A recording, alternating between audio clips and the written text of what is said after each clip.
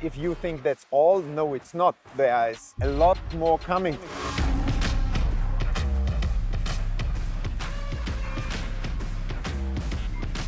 The Dutch oak has arrived. What's up, guys? Today we are going to train the biceps because we want biceps just like Arnold Schwarzenegger. So how are we going to create those peaky biceps? Today I'm going to show you 3 of my favorite movements for the biceps and also the way to do them to create not just peaky but also full biceps in case you haven't got those already.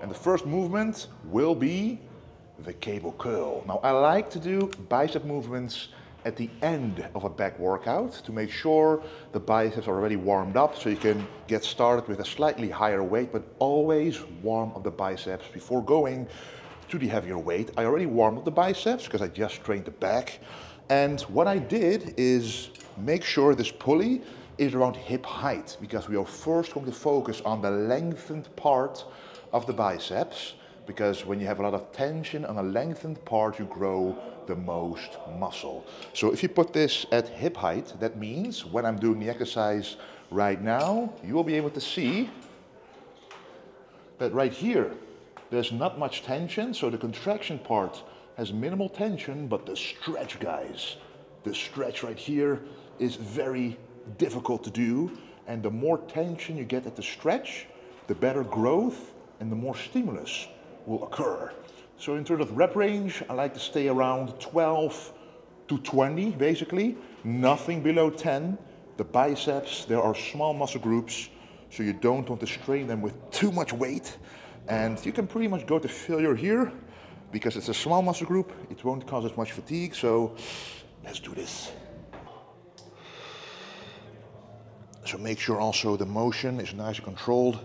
Control the negative, feel the stretch, and go all the way until that peak contraction. Even though there's minimal tension here, you still want the contraction to be, in a mind-muscle connection state. You want to feel that contraction as well as the maximum stretch. Now the biceps are nicely pumped up in terms of the amount of sets. You can go crazy and do a lot of sets here, but you might want to spread out the amount of times you train the biceps throughout the week. This can be twice, 3 times, or even 4 times a week. But every time you train, you can lower the volume per training session to make sure the overall volume of the week is the same.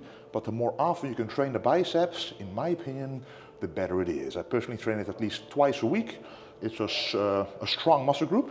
So in terms of sets, I like to do around 4 to 6 sets every time I train the biceps. And with that, we're going to go to the next movement.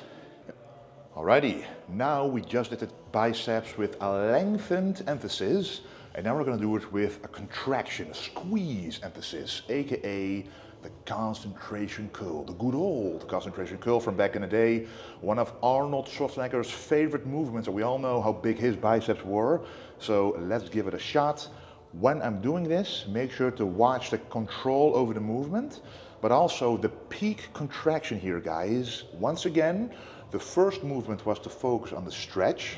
This one will be to focus on the contraction. And with this contraction, be aware you have 2 bicep heads, the short head and the long head, or the outside head and the inner head. Here we truly want to focus on the outside head by making it contract as hard as we can, because once the outside head is larger than the inside, you will create a much better peak. Let's do this. You can do this standing up or sitting down, but I like to do this, of course, the old school way, like Arnold used to do it. And here also the rep range is going to be 12 to 20. As long as you go to or very close to failure, you will always get the stimulus you need to make them grow.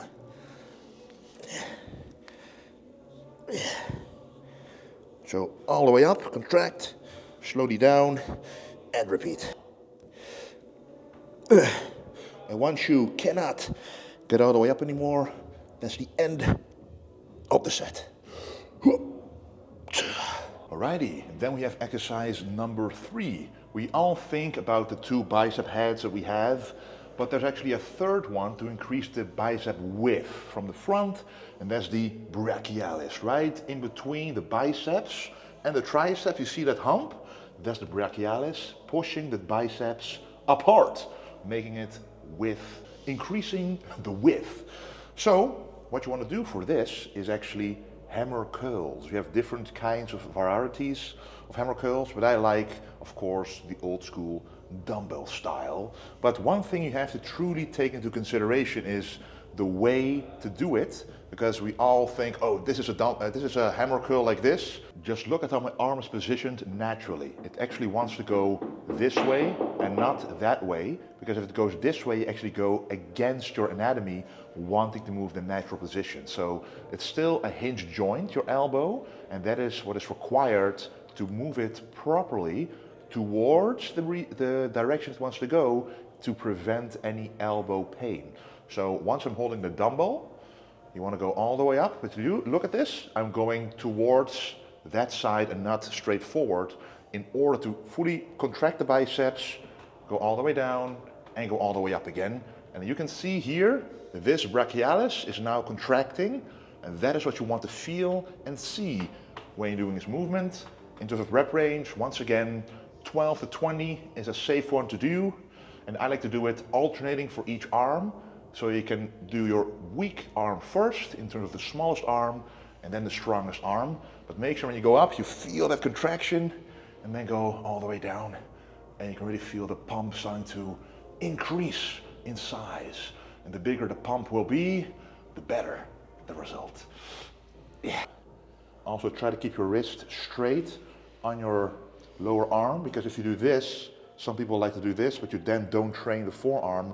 You want to keep the wrist straight on the forearm to ensure you're also getting its forearm contraction in, because who doesn't want big forearms with big biceps?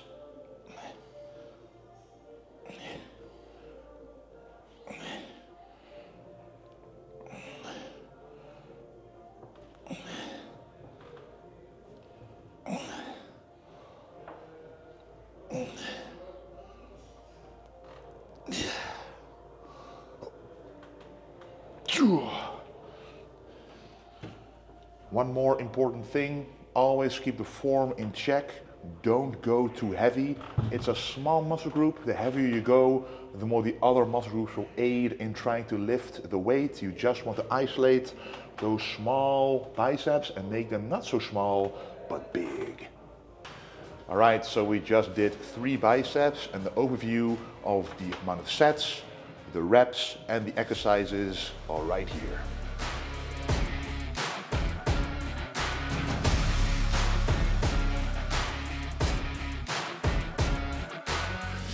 Alrighty guys, that was the video of just for the biceps. So we have a lot of other muscle groups to go. So let me know down in the comments what else you want to see and what the first muscle group I want to do next is going to be, because it's your decision, your feedback that fuels the fire to keep making these videos. Thank you very much for watching. Don't forget to like the video and also subscribe and click that notification bell not to miss any of these new videos. And of course, don't forget to stay golden. Het zijn 2 oudjes, hè? Die horen niks.